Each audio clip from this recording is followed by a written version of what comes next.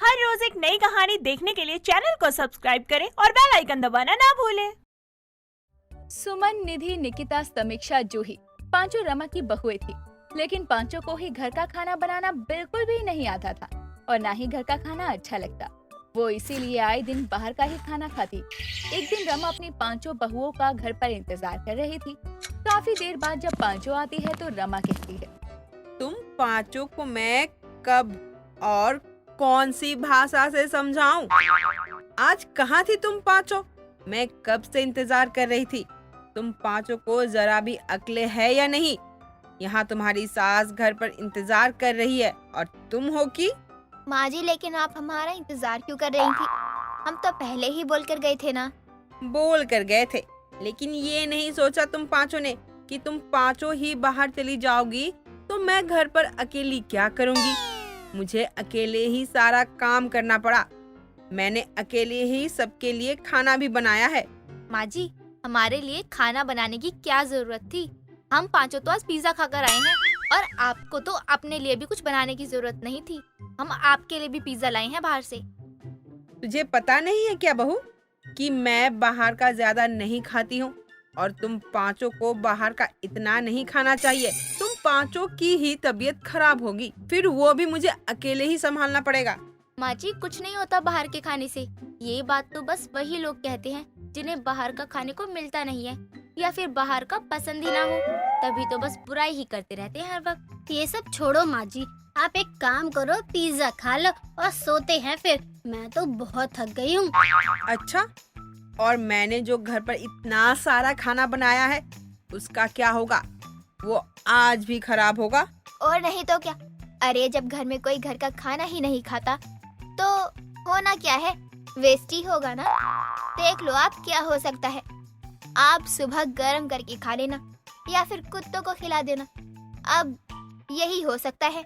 माँ जी, बस हमारा पिज्जा वेस्ट मत करना। बस आपके लिए पिज्जा लाने के चक्कर में आज और भी ज्यादा देर हुई है हमें, वरना तो हम कब का समय पर आ चुके होते। इसलिए आप पिज्जा खा लेना। हे भगवान, कैसी निकम्मी बहुएं मिली है मुझे। कुछ बहुएं होती है जो अपनी सास को रोटी पूछती है, दाल पूछती है, 4 तरह की सब्जियां बनाती है, और एक तुम सब हो कि बस पिज्जा खाओ माँ जी, पिज्जा। माँ जी, सब्जी तो हम पूछते ही है ना। ये तो हम आपके लिए पिज्जा लाए हैं। ये वेज वाला पिज्जा है। तुम लोग लाए हो ना पिज्जा, तो तुम लोग ही खाओ। मैं तो वही खाऊंगी जो मैंने बनाया है। तुम लोगों को तो जरा भी शर्म नहीं आती। घर की लक्ष्मी हो तुम पांचों और अन्न का अपमान करती रहती हो। माँ जी, माफ करना, अन्न का अपमान हमारी वजह से नहीं होता बल्कि आपकी वजह से होता है। आपको पता है अच्छे से कि हम पांचों घर का खाना नहीं खाती हैं, तो क्यों बनाती हो आप रोज रोज? वही तो मैं भी बोल रही हूँ कि गलती हो गई मुझसे जो मैंने तुम पांचों के लिए खाना बना दिया। तुम पांचों को तो बाहर का सड़ा गला बासी बचा हुआ खाना पसंद है ना, वही खाओ और मरो। रमा अपनी पांचों बहुओं से बहुत ज्यादा परेशान थी क्योंकि रमा की पांचों बहुओं को बाहर का खाना खाने की आदत थी और इसी वजह से हमेशा रमा के घर का खाना खराब होता। ऐसे ही कुछ दिनों बाद पांचों बहुएं हॉल में टीवी देखते हुए नूडल्स खा रही थी। तभी वहाँ रमा आती है और बोलती है, खाओ खाओ, जितना मन करे बाहर का खाना खाओ, क्योंकि अब कुछ दिनों बाद तक तो तुम सबके खाने में रोक लग जाएगी। माँ जी, क्यों, क्या हुआ? आप हमारे खाने पर अब रोक लगाओगी? क्या आप इतनी बुरी सास हो कि अपनी ही बहुओं को खाने के लिए तरसाओगी? माँ जी, सच में आपसे इस बात की उम्मीद तो बिल्कुल भी नहीं थी हमें। कोई बात नहीं बहुओं, उम्मीद हो चाहे ना हो, लेकिन अब सच तो स्वीकार करना ही पड़ेगा ना। माँ जी, आप ये क्या बोल रही हो? सच को स्वीकार करना पड़ेगा, बाहर का खाना अब नहीं मिलेगा? क्या मतलब है इन सब बातों का? हम आपकी बात को समझ नहीं पा रहे। माँ जी, आप बताओगी कि क्या बोलना चाहती हो? मेरी प्यारी बहुओं, तुम्हारे ससुर जी ने हम सबको गांव बुलाया है। उन्हें हमारी याद आ रही है। क्या गांव बुलाया है? लेकिन क्यों माँ जी? आपको तो पता है ना हमें गांव में रहने की आदत नहीं है। हाँ बहू, मुझे तो पता है, लेकिन मैं भी तुम्हारे ससुर जी की बात नहीं टाल सकती हूँ। और वैसे भी उनको शहर की हवा पानी रास नहीं आती है। इसीलिए हमें ही उनसे मिलने गांव जाना पड़ेगा अब। वैसे माँ जी, अगर हम सब मान जाते हैं गांव जाने के लिए, तो हम सब कब जाएंगे गांव? कुछ तो बताओ हमें। पहली बात तो ये है कि तुम सब के पास कोई दूसरा रास्ता है ही नहीं मानने के अलावा, और दूसरी बात ये है कि हम आज ही गांव जा रहे हैं। उन्होंने पहले ही हम सबकी टिकट करवा दी थी, इसलिए जाओ बहुओं, बैग बांधो। रमा की बात सुनकर पांचों बहुएं जल्दी से अपना सामान बांधने लगती हैं।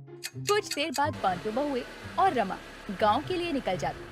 काफी लंबे सफर के बाद सब लोग गांव पहुंचते हैं। पांचों बहुएं अपने ससुर मनोज से मिलती। इतने समय बाद सबको एक साथ देख रहा हूँ। अपने परिवार को साथ देखकर तो खुशी होती ही है। सब लोग आराम से बैठकर बातें करने लगते हैं। ऐसे ही शाम को जब मनोज बाजरे का आटा और सरसों लेकर आता है।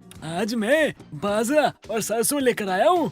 हाँ, सरसों का साग और बाजरे की रोटी खाऊंगा मैं आज। बताओ, तुम में से सबसे अच्छा साग कौन बनाना जानता है?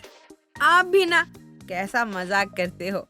इन लोगों को दाल चावल तो बनाना आता ही नहीं है, फिर बाजरे की रोटी और सरसों का साग कैसे बनाएंगे ये लोग? माँ जी, जो चीजें हम खाते हैं वही तो हमें बनाना भी आएगा ना। आप ससुर जी के सामने हमें बार बार नीचे क्यों दिखा रही हो कि हमें कुछ नहीं आता, हम बस बाहर का खाते हैं। तुझे बुरा क्यों लग रहा है बहू? मैंने तो वही कहा ना जो सच है। अब इसमें मुझे तो कोई झूठ नहीं लगता है। माँ जी, हम बोल भी नहीं रहे हैं कि ये झूठ है। हम बस इतना बोल रहे हैं कि एक ही बात को इतना क्यों खींच रही हो। हम बाहर का इसलिए खाते हैं क्योंकि हम बचपन से ही बाहर का खाते आ रहे हैं और हमें घर का खाना कुछ खास नहीं लगता है। लेकिन इसका मतलब ये तो नहीं है ना कि आप हमें इतना सब कहेंगी। वैसे भी माँ जी, आप कुछ अच्छा बनाना जानती भी नहीं हो। ऐसे ही कुछ भी बनाकर रख देती हो और हमसे उम्मीद करती हो कि हम वो खाना खा भी लें, फिर चाहे आपने कैसा भी बनाया हो। तुम लोगों को बुरा लग रहा है। मैं तुम्हारी सास हूँ और तुम सब अपनी हद में रहो।